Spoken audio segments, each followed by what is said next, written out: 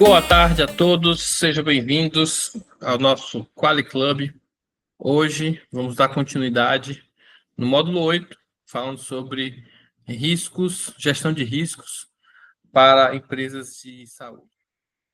Bom, vamos dar continuidade aos nossos conceitos jurídicos em saúde. Nós comentamos no último encontro e iríamos precisar dividir em duas partes. Então, fizemos a primeira parte e agora vamos fazer a segunda parte hoje. Então, os objetivos de hoje é apresentar o cenário jurídico da saúde, que envolve uma alta regulação e judiciação.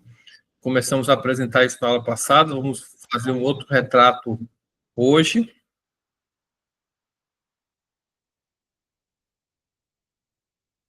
E vamos também, a ideia também é capacitar vocês como profissionais para mitigar riscos jurídicos, falar um pouco também do papel do gestor como agente de prevenção e combate às questões que podem colocar em risco a empresa. Então, algumas questões trabalhistas na área de saúde. Temos os contratos CLT, que são garantias legais. É muito importante que as empresas elas atendam aos requisitos da CLT. Muitas vezes a gente tenta dar algum jeito, já viu alguns cenários, muitas vezes práticas regionais que podem até dar certo na sua região, mas que representam um risco porque eles burlam. Como, por exemplo, eu já vi algumas empresas fazerem contratação de pessoas sem assinar a carteira, para avaliar se elas vão poder continuar na empresa. Essa é uma prática inadequada. Para isso, existe o período de experiência que a pessoa tem. Então, você pode, a empresa tem o direito de estabelecer um período de experiência de 45 dias, depois podendo renovar por mais 45, então tem aí 3 meses, onde caso a pessoa realmente não se adapte nesses 3 meses, ela possa ser desligada com tranquilidade, sem haver muitos custos. Claro, os direitos daquele profissional e da empresa são preservados. Não é uma demissão com alto custo, como se fosse uma demissão de um funcionário já efetivo. Tá? Então, só estou trazendo um exemplo de um caso que eu vi, então é importante que vocês fiquem atentos. Tá? Empresas estatutárias, existe uma certa estabilidade no regime de trabalho, porém, estabilidade não significa garantia.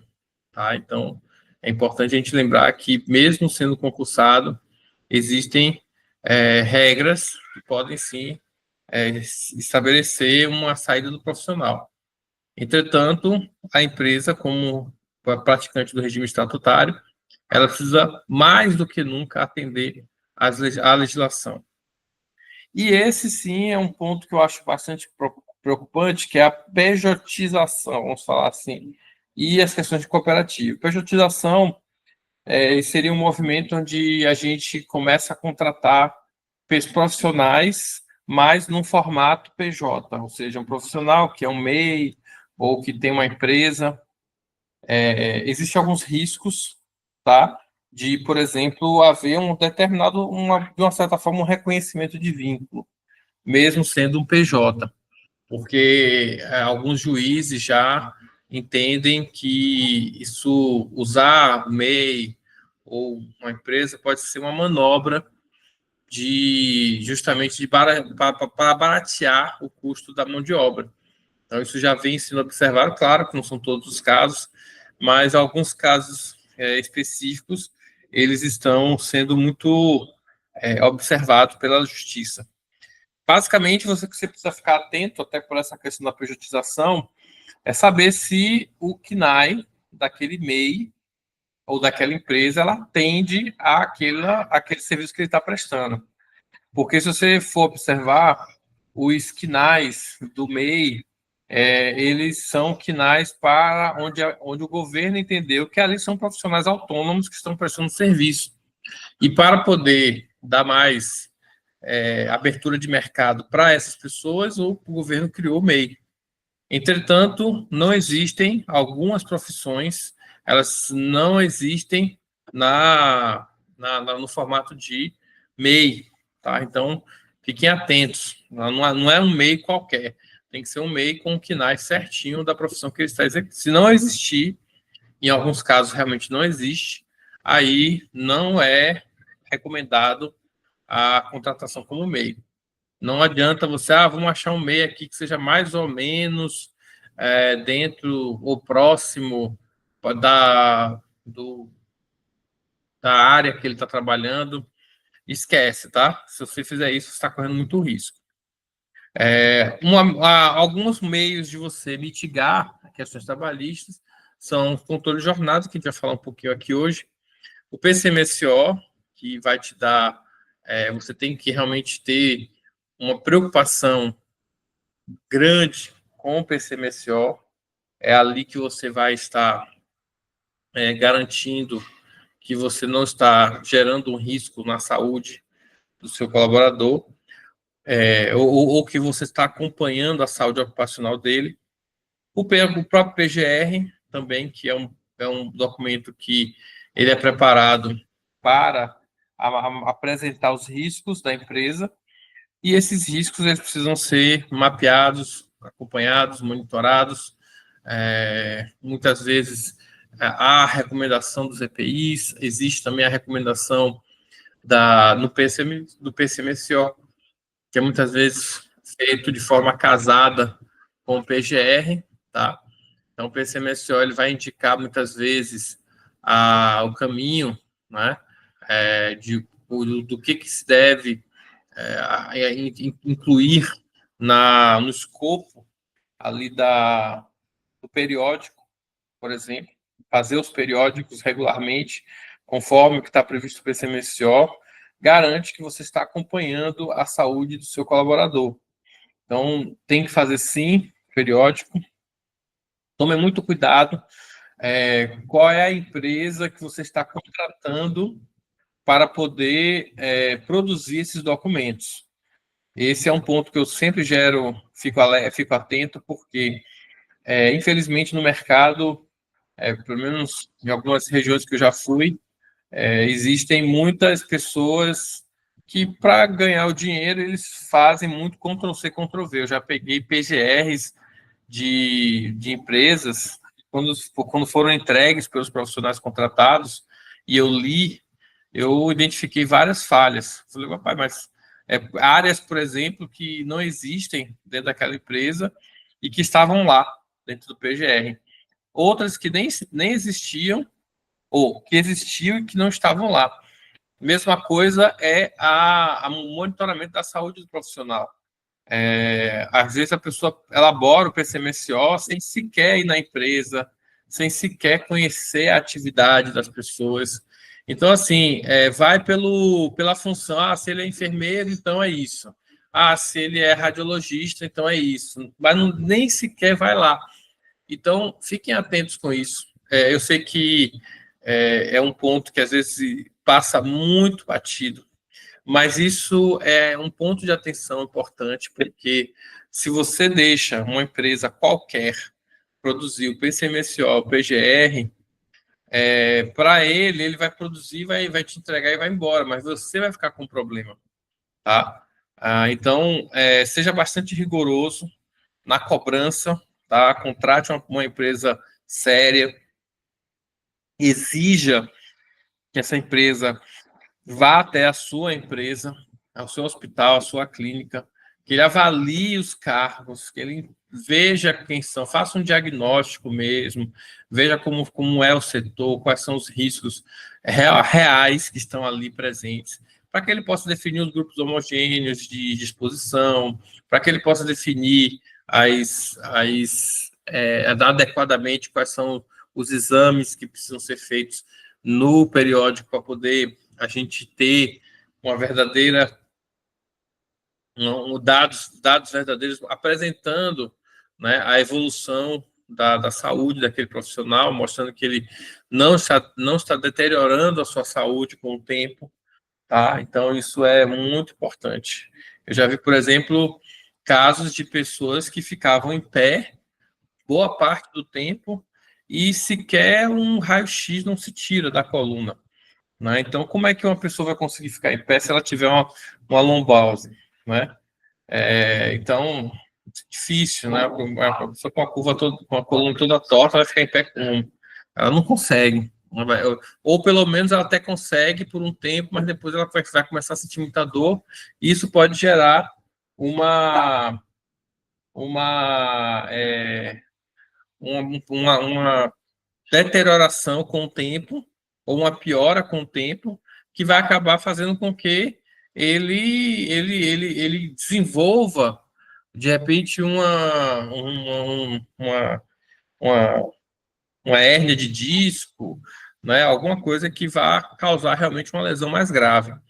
Então, fiquem atentos, tá? Já primeiro hashtag. Hoje a gente vai falar muito vou dar várias dicas aqui com relação às questões trabalhistas, tá? Fiquem atentos, anotem tudo. Bom, a gente sabe que na área de saúde, né, existem jornadas especiais de trabalho. As regulares eu não vou comentar, a gente já sabe, né? Minha ideia aqui é trazer um pouco a perspectiva das especiais, né? A CLT ela prevê jornadas especiais. Jornadas especiais seriam jornadas com a carga horária ou com horários alternativos, que não são aqueles horários comuns para o nosso dia a dia, né? Então, por exemplo, o médico, o ideal é que ele tenha uma carga horária diária de 4 horas ou 20 horas semanais, podendo ser excedida até 8 horas diárias, mediante um acordo escrito. Está na Lei 3.999, 1961, artigo 8. Mas poucas pessoas sabem, mas o médico não pode trabalhar 8 horas direto, a não ser que isso seja feito mediante um acordo escrito. Tá? Então, ficar lá o dia todo não pode. Ele só pode ficar igual telefonista, só que o telefonista realmente não pode, por conta do esforço no ouvido. Auxiliares de enfermagem, 6 horas diárias ou 30 horas semanais, artigo 2 dessa mesma lei. Tá? Radiologistas, 24 horas semanais no máximo, lei 73.7.394 de 85. E aí é interessante a gente ver que são leis antigas que, como eu falei, às vezes no nosso dia a dia, a prática de mercado vai levando a gente a perder o prumo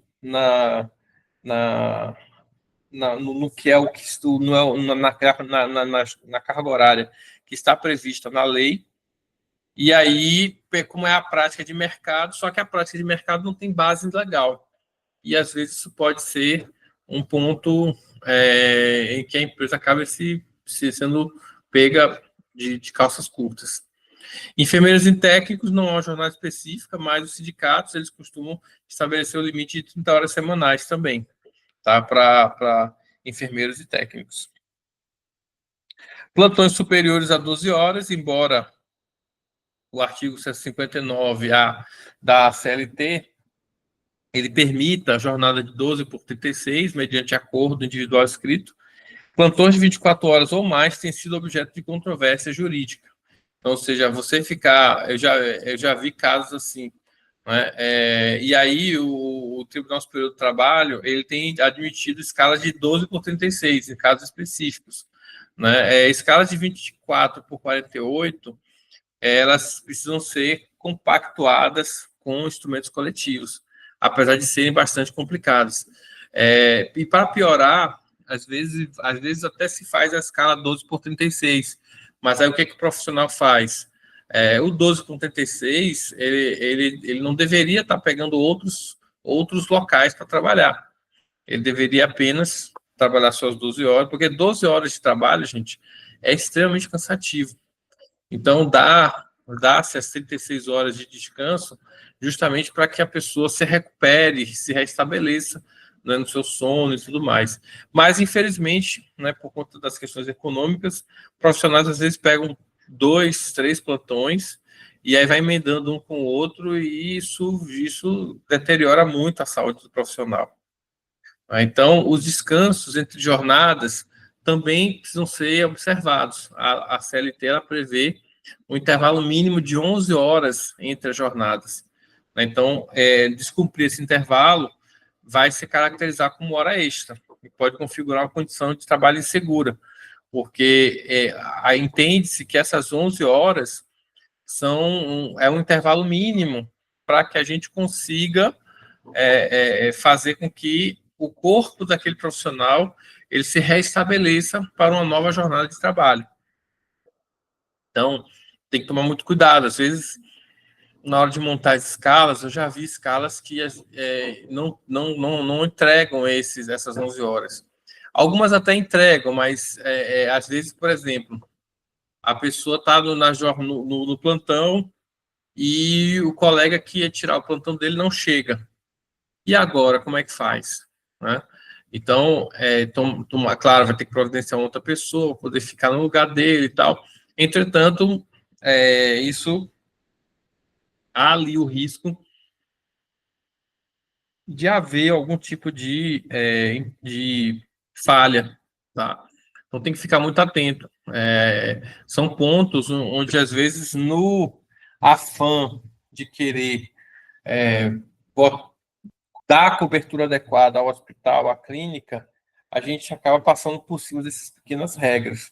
Então tem que tomar muito cuidado. As lideranças, é extremamente recomendável que você pegue as suas lideranças e faça um treinamento sobre direito do trabalho. Pelo menos um direito do trabalho aplicado à área de saúde. Tá? O que cabe, o que não cabe, o que é permitido, o que não é permitido, para que você possa...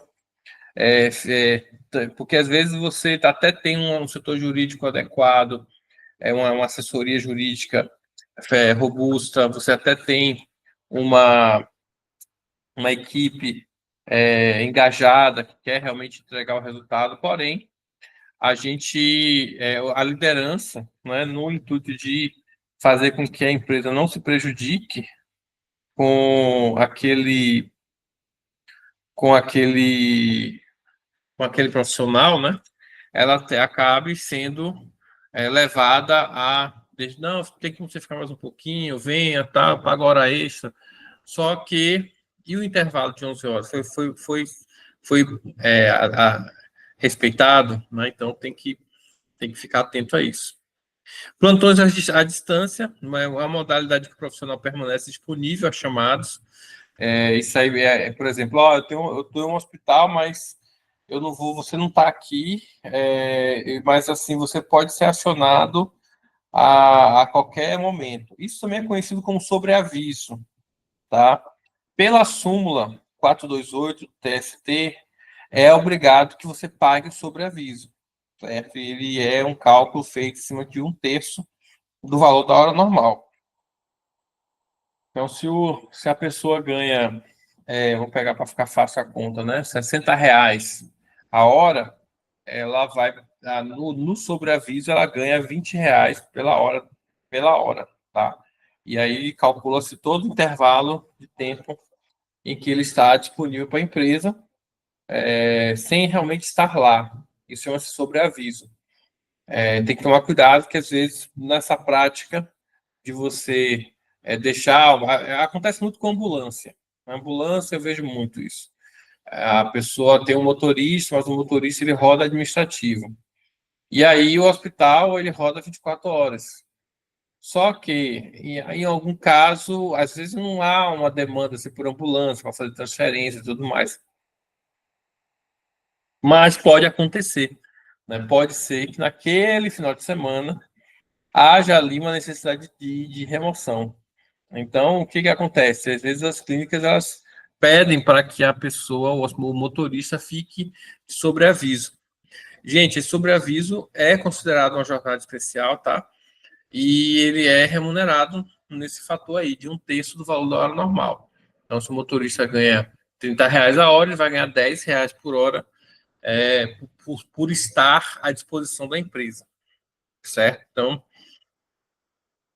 fiquem atentos para isso, porque eu já vi casos de empresa e não respeita isso, acha que, como eu falei, é aquela coisa da prática, né? Da amizade e tal, não, fulano, fica aqui e tal, não, seu doutor, eu fico sim, sem problema, fico preocupado. E aí, o que ele faz?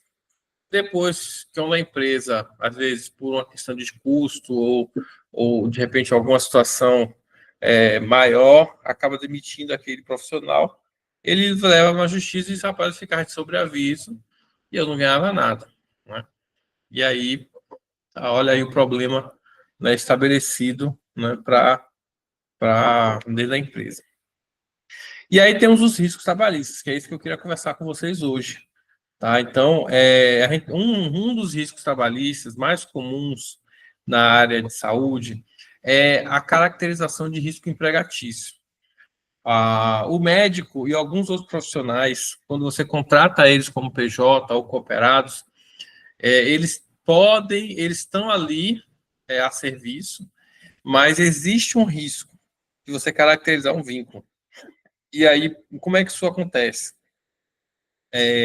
Ele vai ter uma jornada de trabalho regular, como um PJ. Entretanto, se aquele PJ, se aquele profissional, ele não está contemplado com um KNAI adequado, ou seja, ele é uma pessoa que ele pegou, ele tem um MEI, mas de repente é um MEI está ali focado em instrução. Por exemplo, vou pegar um exemplo aqui, né? Eu sei que tem lá esse KNAI de instrução, onde ele é instrutor na área de saúde, ele faz alguns treinamentos, ele faz algumas orientações, mentorias. Então, ele tem lá um MEI, onde ele é instrutor, tá? Bom, instrutor é para dar aula, né? Não para realizar tarefa.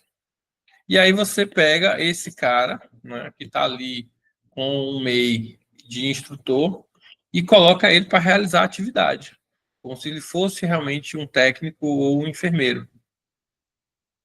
O resultado disso é que, para a legislação, isso pode ser considerado um desvio, como se você estivesse tentando burlar a lei para tentar levar a vantagem de não ter que pagar todos aqueles impostos, o FGTS, o FGTS, até o próprio funcionário acaba não recolhendo também alguns impostos, algumas contribuições, e isso prejudica o governo. Nesse sentido, essa não caracterização, quando ela é apresentada como uma causa dentro de um processo jurídico, isso pode levar ao juiz a entender que não, realmente houve uma lesão aqui, você era para ser sim um funcionário, e aí ele vai pegar todos os tempos, todos os meses, aquele período todo em que ele ficou prestando serviço como PJ, ele vai pegar toda a caracterização pela nota fiscal, ele tem evidência, está lá a nota fiscal que ele prestou o serviço, e a nota fiscal, como você não consegue colocar que ele prestou um serviço de enfermeiro e se de instrutor, ele vai colocar que foi instrutor, só que ele vai pegar outras provas lá dentro, mostrando que ele estava paprazando medicamentos, que ele estava coordenando, né, trabalhando no posto de enfermagem, ele não estava necessariamente treinando ninguém. E aí, o que acontece? O juiz entende que havia, sim, um vínculo, mas ele não foi devidamente caracterizado através de um contrato de trabalho, e sim um contrato B2B com o PJ. Pronto. Aí você vai realmente precisar ter que devolver, né, esse dinheiro todo para ele, sendo que o erro não foi exatamente esse, o erro foi você não prestar atenção no KNAI do MEI que ele está contratando. O fato dele ter MEI não é suficiente, tá, gente? Fiquem atentos a isso. Tem que ter MEI e tem que ser no KNAI que está sendo prestado serviço. Fora isso, esqueça, tá? Não faça. Mas eu tenho que baixar meu custo, meu hospital está gastando muito, estou tendo prejuízo. Gente, infelizmente, não tem jeito. Tem coisas que é possível, sim, fazer um trabalho de redução de custo, mas tem outros que, infelizmente, não há muito o que se fazer. Outro ponto também de muita desavença trabalhista é as questões de insalubridade e periculosidade. Ah, o meu ambiente ele tem insalubridade, não tem insalubridade. Ah, ele tem periculosidade, não tem periculosidade. Quem vai dizer isso? Lá o seu PGR e o PCMSO.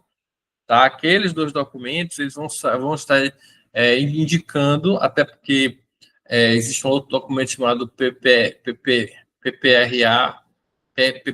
acho que é isso, se não me engano, padrão PPP, tem um padrão profissional previdenciário, e tem acho que o PPRA, que também envolve questões de riscos. E nesses documentos, eles precisam estar bem claros se aquele ambiente ou aquele grupo homogêneo ele está exposto a um risco que, pela legislação, deve sim ser pago ou insalubridade ou periculosidade. A insalubridade é um ambiente que ele é insalubre, mas ele não é um ambiente periculoso. Qual é a diferença disso? Um ambiente insalubre é um ambiente que existem riscos, mas esses não são riscos muito eminentes. Pode haver algum problema, mas isso é um pouco menos provável e leva um pouco mais de tempo. Então, são o caso de ambientes insalubres. Ambiente periculoso é aquele que o risco é iminente. E aí, por exemplo, exposições a radiações, como o pessoal que está na radiologia, ali não tenha dúvida, ali é sim um ambiente periculoso. Ali ele está exposto a raios que podem prejudicar muito a saúde dele. E aí, a insalubridade é um percentual, eu não me lembro agora, acho que é 20%, não me lembro agora o percentual da insalubridade, mas vocês conseguem consultar isso aí na internet, mas a insalubridade é paga sobre o salário mínimo. Né? Agora, aliás, está aqui, ó, é de 10 e 40% do salário mínimo. Mas o adicional de periculosidade, ele é fixo, ele é 30% do salário base. Tá? Então, o salário da pessoa, ele ganha 30% a mais se ele estiver em ambiente periculoso. Tá? Então, quem vai definir isso? É o seu PRGR e o PCMSO. Então, perceba a importância desse documento. E eu vejo muitas empresas não darem a devida importância a eles, fazendo com que empresas sem muito critério produzam esses documentos, às vezes só para atender uma lei, ou às vezes só por conta da fiscalização da Anvisa ou da Secretaria de Saúde.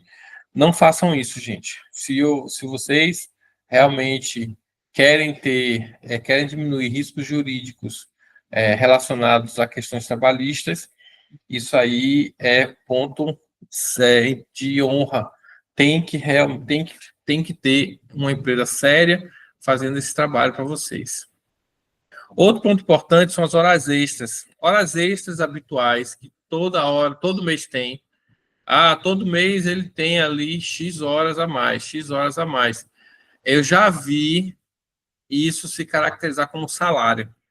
Tá? Já vi alguns juízes eles darem ganho de causa como se aquilo ali fosse salário e ali cobrar todas as taxas e, e impostos em cima dessa diferença a mais, tá? Então é importante que vocês tenham cuidado com hora extra, é uma coisa eventual. Ela não pode ser algo contínuo. Se sua empresa está tendo todo mês pagamento de hora extra para o mesmo funcionário, é importante que você coloque uma lupa e entenda o motivo real. Pode ser que seja pode ser que seja algo de fácil resolução, pode ser que não seja algo de fácil resolução, mas tem que disparar o sinal de alerta numa situação como essa. Outro ponto de riscos trabalhistas é o assédio moral. que a gente já comentou algumas vezes aqui, e o adoecimento psíquico. No caso de ambientes hospitalares, o nível de estresse e pressão ele é alto. Claro que depende muito da complexidade. Quando você vai para hospitais com UTI e que realizam cirurgias de alta complexidade, realmente o nível de estresse, ou até a emergência, né? Se você ficar um pouquinho na emergência de algum hospital, você já vai ver o nível de estresse que é. Uma emergência, a pessoa está chegando ali na emergência e ela quer ser atendida, porque ela está em situação ou de dor, e aí ela quer resolver aquilo ali. Os parentes estão ali fazendo também um movimento, né, de tentar resolver aquela situação. Então, você tem um potencial de estresse alto, que também vai implicar em assédio moral, porque nem sempre os pacientes têm paciência de esperar. Às vezes, a pessoa também não sabe se comunicar. Então, tem vários aspectos que você vai precisar mapear eles, pessoa a pessoa, para você entender que potencial de risco existe ali com aquele profissional. Tá? Então, isso aqui é algo que não apenas o NUSP deve tomar como ponto de alvo para a sua análise, mas também as lideranças e a diretoria, certo? Outros riscos trabalhistas são associados a acidentes, pérfuro cortante, por exemplo, onde você tem ali a exposição a agentes biológicos. A gente sabe que o nosso tecido epitelial é uma barreira para a entrada de micro-organismos, e às vezes uma perfuração com agulha ou com algum tipo de material cortante, se tiver tido contato com outras pessoas, outros profissionais, outras pacientes, que às vezes têm já alguma contaminação ou algum vírus, isso pode ser transmitido, tá? E a gente precisa ter o máximo de atenção, né, nesses pontos, principalmente quando envolve agulhas, frascos de vidro, coisas que realmente podem rasgar o tecido epitelial e abrir ali um espaço para a entrada de novos agentes naquela pessoa. E aí, claro, né, tendo um acidente ali em local, mas vamos pegar um exemplo, tá? Digamos que eu sou um enfermeiro e o hospital ele não tem um protocolo, né, relativo às questões de perfuro cortante, uma biossegurança bem definida, e eu tenho a prática errada de retampar a agulha, né? Então, eu faço ali a administração e eu vou e retampo a agulha, tá? Essa prática é uma prática errada. Não se deve, não deve, não é permitido que você, após administrar um remédio, de repente diretamente no tecido, claro que você usou a sonda, é diferente, mas se você usou ali a própria tecido da pessoa para poder injetar algum medicamento ou alguma coisa, e aquilo por algum motivo, na hora que você vai encapar, eu estou pegando só esse exemplo, tá, gente? Podem existir várias possibilidades. Na hora você meio que deu uma desviada ali na sua projeção, né, sua percepção de profundidade, e aquela agulha perfurou a ponta do seu dedo. Pronto, ali já é suficiente. Mas agora imagine se esse paciente era um paciente soro positivo para HIV. E aí o enfermeiro ele acaba sendo contaminado com HIV. E aí? Como é que fica a questão, primeiro, da saúde, né, da pessoa, do enfermeiro, e como é que fica a parte do hospital? Porque, de uma certa forma, ele só se contaminou porque ele estava trabalhando naquele hospital. E aí o juiz vai dizer, mas você treinou? Você explicou? Cadê o treinamento que mostra que não é para fazer isso? E aí, pronto, começa assim uma batalha judicial, onde o advogado, cada um dos advogados vai tentar criar uma narrativa para defender seus clientes. Entretanto, o fato está ali ocorrido, né? Claro que existem alguns protocolos, por exemplo, uma vez que uma pessoa é perfurada com uma agulha que adentrou um corpo de um paciente soropositivo, aquele profissional tem que ser levado imediatamente para uma UPA para tomar o coquetel. Tem um coquetel de medicamentos que se toma assim que você é contaminado com o vírus HIV. Então, esse coquetel ele vai passar a tomar com uma certa regularidade para garantir que o vírus não se desenvolva, né? E ele realmente ou permaneça inativo ou ele morra antes de tentar se espalhar, né, no corpo. Mas você tem 4 horas para isso, né? E mesmo assim é necessário fazer um acompanhamento periódico para saber se existe, se realmente desenvolveu ou não desenvolveu a doença. É uma boa prática também que você colete o sangue do profissional imediatamente, até para fazer o teste de HIV, para ver que às vezes ele já tinha. Aí você não sabe se ele já tinha. Porque se ele acabou se contaminando, não vai. O vírus não tem capacidade ainda de se reproduzir numa velocidade que vá fazer com que, por exemplo, um sangue coletado no meu outro braço, ele apresente no teste uma indicação reagente para HIV. Então, são práticas que precisam estar protocoladas. Aí o juiz vai dizer assim, mas cadê os protocolos? Aí o advogado vai gaguejar, não vai ter como explicar, o médico, o enfermeiro não vai ter como explicar. E agora? Né? Como é que a empresa vai se defender? Então, tudo isso são detalhes que precisam estar sendo observados para que você não tenha problemas futuros. Algumas estratégias de mitigação, né, de riscos trabalhistas. O primeiro delas é a adequação dos contratos, revisão periódica dos contratos de trabalho, para garantir que estejam adequados.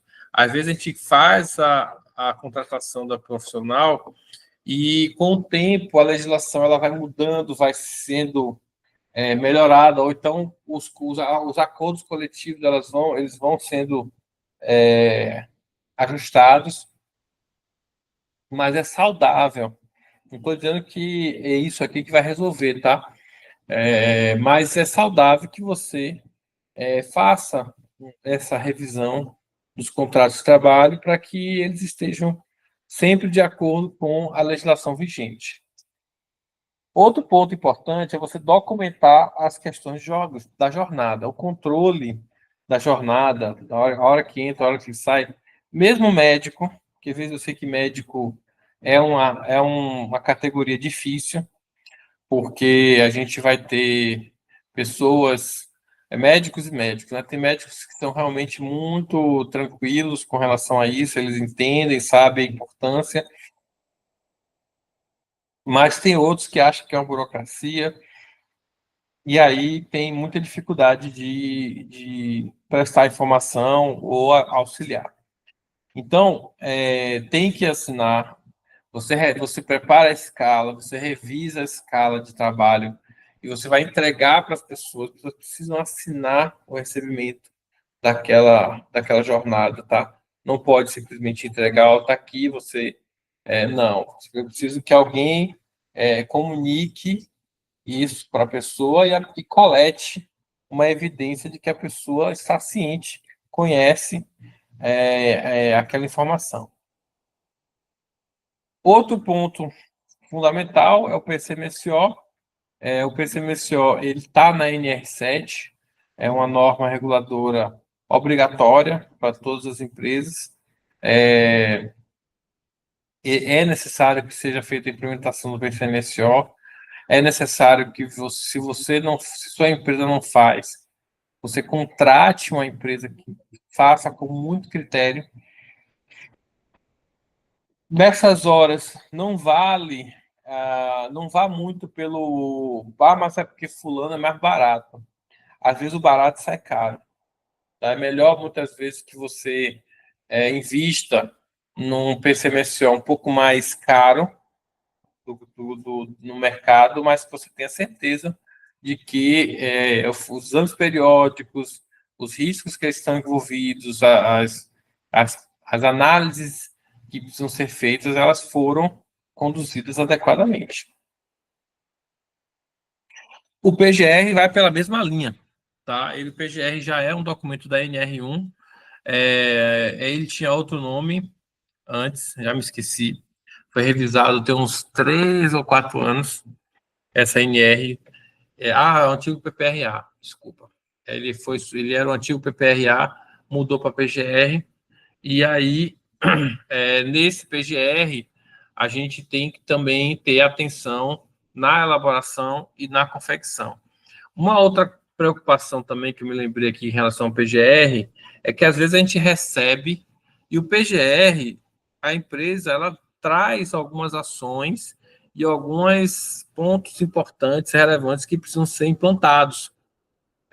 Se você tem um PGR, bota na gaveta, deixa lá no RH e não faz uma leitura crítica dele, você corre o risco de repente acontecer um acidente ou alguma coisa com o seu colaborador que estava previsto ali naquele PGR, só que como você não implantou e gerou o acidente, isso pode caracterizar uma negligência da empresa. E aí também ter problemas judiciais com relação a isso. Então, fiquem atentos. O PGR, ele é um documento que precisa ser bem feito, mas o acompanhamento, a leitura crítica dele, a implementação dele, precisa ser feita com cuidado para que você não crie evidências contra você mesmo. Porque você tem ali uma evidência, a PGR pediu para você implantar isso, isso e isso. E aí, quando a gente vai na área, a gente não encontra essa evidência. Resultado, você vai ter ali uma demonstração clara de negligência da empresa, que houve a recomendação, não foi implantado e isso acabou gerando um acidente. Outro ponto fundamental que eu vejo também as empresas na área de saúde não darem uma devida atenção é a CIPA. A CIPA, gente, significa Comissão Interna de Prevenção de Acidentes e de Assédio. Essas atribuições elas foram previstas na NR5, que teve uma atualização agora em 2022, e estabeleceu novas atribuições em relação à prevenção de assédio sexual. Então, a CIPA agora não é só acidente, mas ela também precisa se preocupar com as questões de assédio sexual, né, e outras questões de violência no trabalho. Então, a CIPA em 2022, ela ganha força dentro dessa perspectiva e, mais do que nunca, ela é uma comissão que você vai precisar, sim, implantá-la. Na área de saúde, a partir de 20 funcionários já é necessário, já é obrigatório que você tenha essa comissão interna de prevenção de acidentes e assédio já implantada. E a implantação de uma CIPA não é assim, vamos fazer, vou chamar você, e a gente vai implantar e vocês vão ser a CIPA. Não, a CIPA tem todo um protocolo, aí você tem que ler a NR5, só recomendo que você leia a NR5 para poder você se apropriar corretamente. Eu não vou conseguir te explicar tudo aqui, mas a CIPA, por exemplo, tem que ser registrada na delegacia de trabalho, ela tem que ser informada para o sindicato, você tem que ter uma eleição, que tem que ter, essa eleição tem regras, a eleição precisa ser feita com antecedência, e aí as pessoas que foram eleitas pelos trabalhadores, ela tem estabilidade, se não me engano, acho que são 2 anos, estabilidade no trabalho, não pode ser demitida. Quer dizer, não é que não pode, ela pode, mas aí você tem que pagar todos os salários dele até o último mês dele, que ele sairia. Então, digamos que ele foi eleito agora, E aí, 3 meses depois, eu resolvi demitir essa pessoa. Eu posso demitir? Pode. Não existe, não é uma estabilidade como a de um servidor público, né, que você vai precisar ter muito mais evidências. Mas é uma estabilidade relativa, porque se eu chegar e disser assim, não, eu vou demitir e vou pagar 21 salários para ele. Então, ou seja, ele começou na CIPA, passou 3 meses, vai ser desligado. O que eu faço com essa pessoa?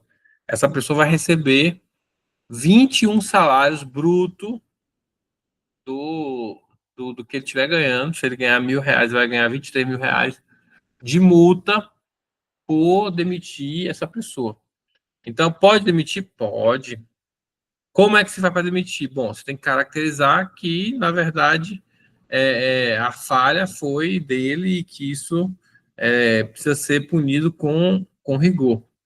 E ali, nesse momento, ocorre um debate sobre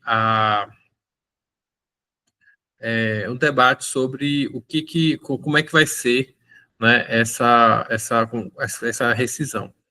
Então, esse é o trâmite da CIP. Então, às vezes, também vejo ela sendo muito negligenciada. A CIP, uma vez eleita, ela precisa ser treinada. Metade da CIP é eleita pelos funcionários, e a outra metade é escolhida pela empresa. Então, você vai ter, se sua empresa tem a obrigação de 2 representantes, um tem que ser eleito pelos funcionários e o outro escolhido pela empresa.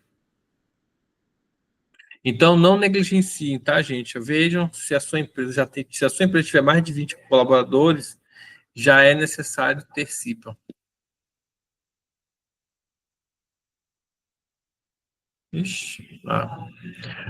Outra estratégia é o canal de denúncias.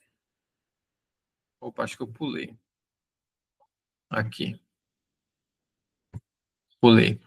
Gestão de uniformes e EPI. O fornecimento e o controle efetivo do uso de equipamentos de produção individual nas áreas críticas, como isolamento, centros cirúrgicos, nas tratamento, é extremamente importante e necessário.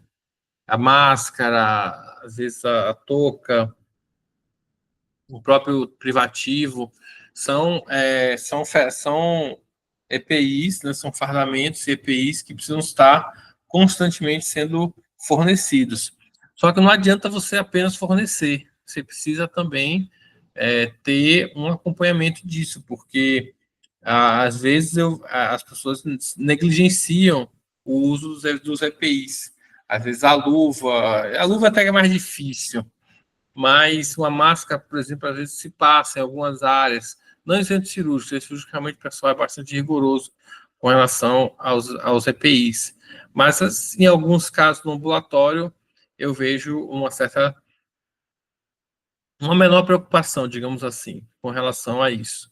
Então tem que ficar atento, tem que ficar em cima, não pode deixar a pessoa ficar sem EPI em áreas insalubres ou perigosas, né, áreas onde haja o risco da pessoa realmente se contaminar, tá? Então, isso é fundamental.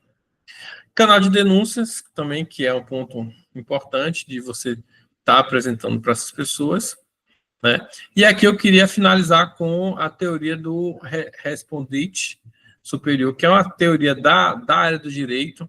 Eu não vou poder me aprofundar muito nela, porque por causa do tempo, mas anotem para vocês pesquisarem. É uma teoria que ela veio do direito anglo-saxão, ela encontra correspondência com o direito brasileiro, e ela estabelece que a empresa ela é responsável pela reparação civil, o empregador ou o comitente por seus empregados, serviçais e prepostos no exercício de trabalho que lhes competir ou em razão deles.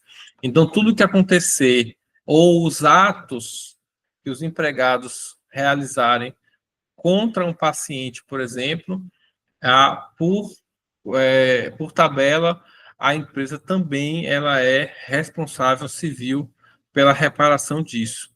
Tá? Então, essa teoria ela impõe que ao empregador a responsabilidade objetiva pelos danos causados por seus funcionários. Então, mas o funcionário causou um dano a um paciente. é prática, é a legislação que o empregador ele se responsabilize, né, por isso. Isso é feito no sentido de que é necessário que você tenha um rigor, um treinamento, na capacitação, né, de todo mundo. Acho que alguém levantou a mão, se quiser pode perguntar.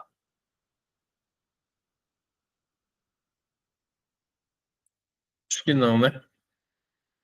Então, acho que foi impressão minha. Eu ouvi um barulhinho, achei que alguém tinha levantado a mão. Então, nesse contexto, as organizações de saúde brasileiras, elas precisam assumir, elas entender esse princípio, né? E como isso também tem que compor a gestão de risco da sua empresa, tá? E aí algumas estratégias de investigação, eu vou passar mais rápido por causa do tempo, mas é só para poder vocês entenderem como elas são tratadas. Transparência em relação ao paciente. Então, é importante informar claramente aos pacientes sobre a natureza do vínculo dos médicos, incluir cláusulas específicas nos termos de consentimento informado, utilizar a identificação visual, uniformes, crachás, para mostrar quem é quem, até para não haver nenhuma dúvida de quem é a pessoa que está ali atendendo. Evitar apresentar profissionais autônomos como equipe do hospital, né, em materiais publicitários, tudo isso gera, eu achei que ele era médico, não era médico, e não era da casa, não era da casa. É bom que o paciente saiba qual é a relação que está ali sendo feita. Na parte de contratualização adequada, o contrato com o médico é importante que inclua falo os médicos, mas porque o médico é mais comum, né? Acaba tendo muito contrato PJ com médico. As cláusulas de responsabilidade claramente definidas, obrigatoriedade de seguro de responsabilidade civil do profissional, mecanismo de denunciação a lide ou de regresso ao caso de condenação do hospital, e exigência de cumprimento de protocolos institucionais. Eu já vi muitos casos que os médicos eles começam a trabalhar no hospital e quando eu estou implantando a ONU, eu pergunto, cadê o contrato? Ah, não tem contrato. O doutor, o dono, foi lá, conversou com o médico e eles acertaram e está aí. Isso, gente, é o maior risco. Não façam isso. Se você tem, amanhã, já conversa com sua administração, com seu diretor, e pede urgente para que todos os contratos. A ONU, ela cobra isso, por exemplo. A ONU, quando você está implantando a ONU, por isso que a ONU é importante para uma empresa se preservar juridicamente, porque ela cria essas barreiras. Então, como ela vai exigir que haja um contrato com os médicos, especialmente se eles forem PJ, então você já, de uma certa forma, você já resolve isso aqui. Tá? Então, faça a contratualização, cuidado com essas coisas de boca, tá? Não aceite. Supervisão e controle de qualidade, aí é importante que você, claro, se a empresa ela é responsável, né, pelas ações que os empregados dela estão tendo com os pacientes, então é importante, mais do que nunca, a qualidade precisa estar atenta na identificação de profissionais que necessitem de um treinamento, de uma melhoria, né, e a gente consiga ter uma capacitação que garanta que o que aquele médico, que aquele enfermeiro está praticando é o estado da arte na sua área. Gestão de seguros e garantias financeiras. É importante que você tenha proteções de condenações. Existe contrato de seguro para isso, né? Então, contratação de seguro responsável ser com cobertura adequada. É bom você ver isso com sua empresa de seguros. Existe seguro profissional para os médicos autônomos, condição de reservas financeiras para contingências, avaliação periódica de exposição a riscos, tudo isso são elementos que vão ajudar você a ter uma melhor gestão financeira. Perspectivas e tendências.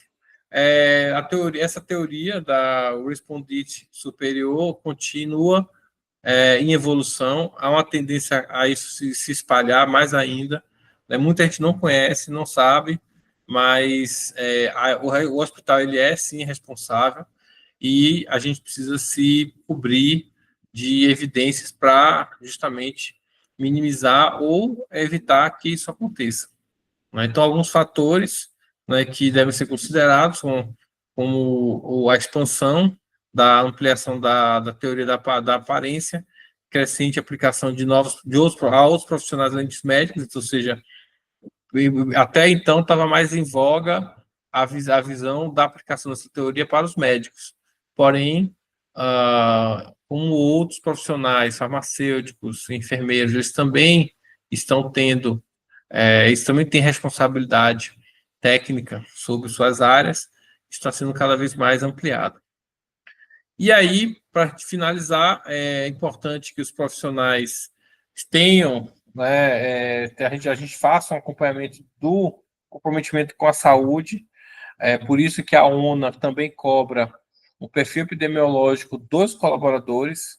Quando a empresa ela se preocupa em fazer esse perfil epidemiológico dos colaboradores, isso mostra que ela está interessada em garantir que os profissionais de saúde eles tenham também sua saúde assegurada, principalmente a saúde mental, que eu acho que ela é a mais silenciosa de todas, porque você não percebe quando você vê que já tá tendo burnout, você já está tendo crise de ansiedade, estresse, né? Então isso é muito silencioso, você não vê, ele vai devagarzinho, daqui a pouco ele aparece, né? Sinais de alerta, você tem que ficar observando os erros clínicos, profissionais muito isolados, alteração de humor, tudo isso indica que talvez aquela pessoa não esteja plena na sua saúde, tá? É importante que vocês tenham a intervenção dos comitês, avaliação médica e planos de saúde, plano de ação individualizado, e façam respeito ao LGPD também para os profissionais de saúde. As informações deles precisam estar bem resguardadas. Outro ponto importante que haja programa de assistência que promova a reabilitação e retorno seguro ao trabalho. Eu ainda vou mais além. A ONU também ela cobra o programa de saúde ocupacional ou qualidade de vida, como você achar melhor chamar. Eu gosto muito do nome qualidade de vida, que é um programa que ele é criado a partir do perfil epidemiológico dos colaboradores.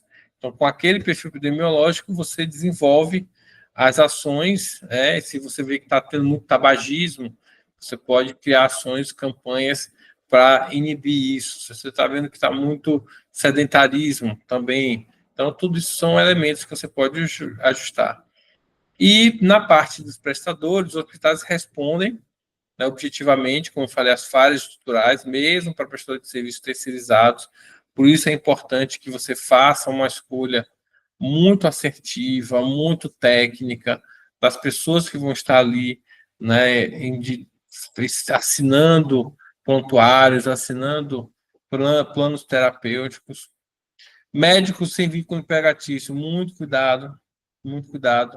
A gente você não está no coração das pessoas, você pode ter um problema na frente, é melhor que você se precavenha e tenha realmente um contrato de trabalho com todos.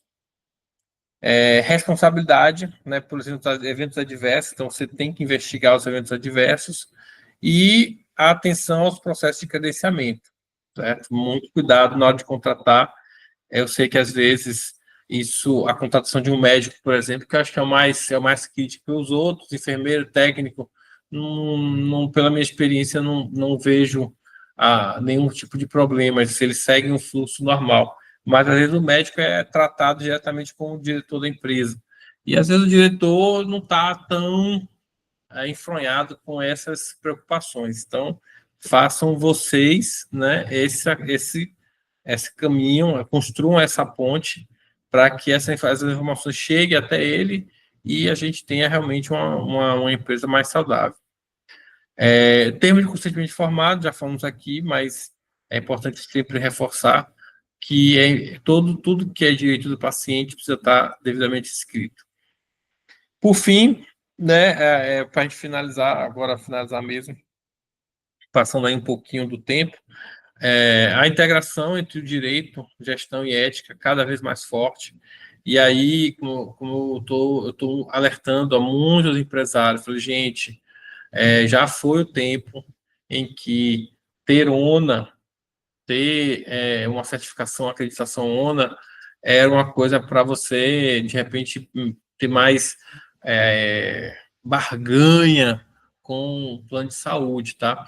Eu sei que isso, às vezes, é um motivador muito interessante, porque eu posso apresentar que eu tenho uma acreditação ONA e eu tentar negociar uma tabela melhor. Isso não invalida, mas não pode ser só isso. Vocês têm que se preocupar em trazer a ONA muito mais pelos riscos jurídicos do que por uma barganha de convênio. Porque, pela minha experiência, a barganha de convênio é continua sendo muito difícil. Não é uma coisa que você, eu tenho ONA, então o plano vai olhar assim, tudo bem, então eu vou te dar um aumento maior na sua tabela porque você tem ONA. É um ou dois planos de saúde que fazem isso no Brasil.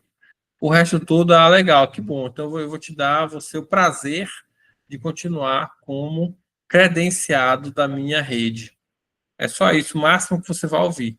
E a negociação de preço vai continuar sendo aquela briga acirrada por reajustes mais justos para a empresa a clínica.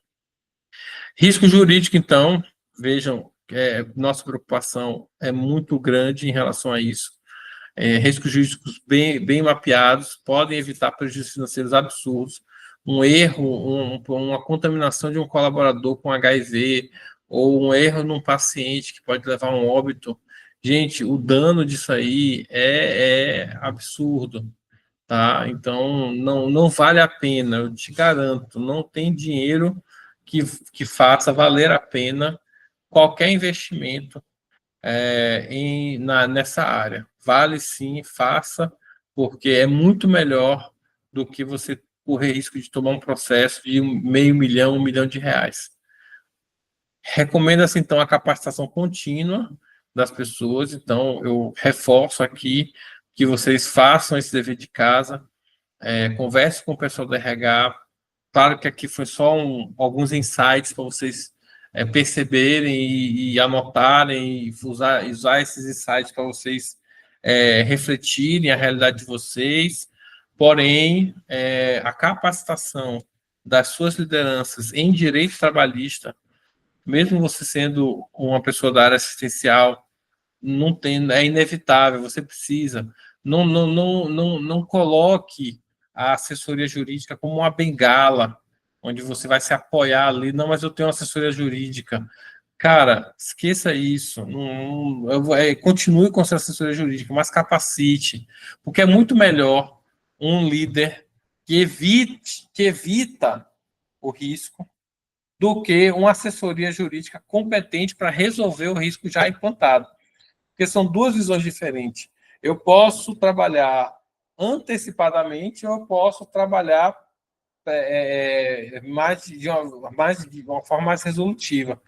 Eu tenho o escritório de advocacia é fantástico, um dos melhores da minha região. Legal, muito bom. Mas o que você prefere? Evitar que as coisas aconteçam ou ter uma equipe boa de advogados para poder resolver quando eles acontecerem? Vou falar minha opinião. Eu preferiria ter uma equipe de liderança bem qualificada, que já se preocupasse com essas questões jurídicas, que elas entendessem essas questões jurídicas e trabalhasse na ponta, evitando que eu precise do advogado. O advogado tem que ser um recurso necessário, mas vai ficar sempre aquela pergunta: não dava para você prevenir isso, né?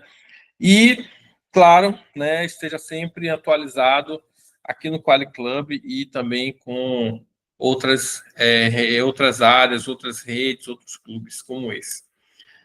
Ok, galera?